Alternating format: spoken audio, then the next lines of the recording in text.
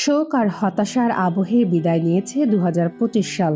তবে অন্যান্য বছরের মতো উৎসবের আমেজে নয়, শোক ও সংযমের মধ্য দিয়েই একটি বছরকে বিদায় জানিয়েছে বাংলাদেশ। সাবেক প্রধানমন্ত্রী ও বিএনপি চেয়ারপারসন বেগম খালেদা জিয়ার মৃত্যুতে দেশে চলছে ৩ দিনের রাষ্ট্রীয় শোক।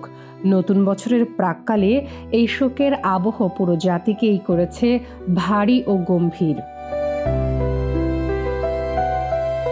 রাষ্ট্রীয় শোকের কারণে বাতিল করা হয়েছে নানা আনুষ্ঠানিকতা ও বিনোদনমূলক আয়োজন। দু একটি বিচ্ছিন্ন ঘটনা ছাড়া সরকারি বেসরকারি প্রতিষ্ঠান সহ সামাজিক ও সাংস্কৃতিক সংগঠনগুলো নববর্ষ উপলক্ষে সব ধরনের উৎসব আয়োজন থেকে বিরত রয়েছে। বেগম খালেদা জিয়ার মৃত্যু বাংলাদেশের রাজনৈতিক ইতিহাসে এক গুরুত্বপূর্ণ অধ্যায়ের পরিসমাপ্তি টেনেছে।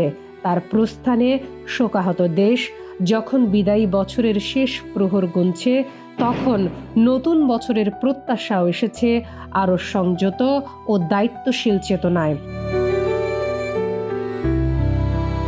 বিদায়ী ২০২৫ সাল ছিল রাজনৈতিক অস্থিরতা, অর্থনৈতিক চাপ এবং সামাজিক উদ্বেগে ভরা।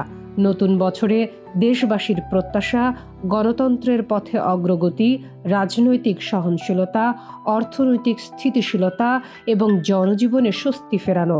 শোকের এই সময়ে দাঁড়িয়ে ২০২৬ সালকে স্বাগত জানিয়েছে বাংলাদেশ।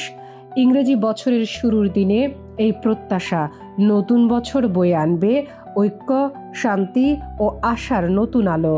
ভুল থেকে শিক্ষা নিয়ে সামনে এগিয়ে যাওয়ার শক্তি পাবে দেশ। শামীমা আক্তার, বাংলা বাজার পত্রিকা, ডিজিটাল।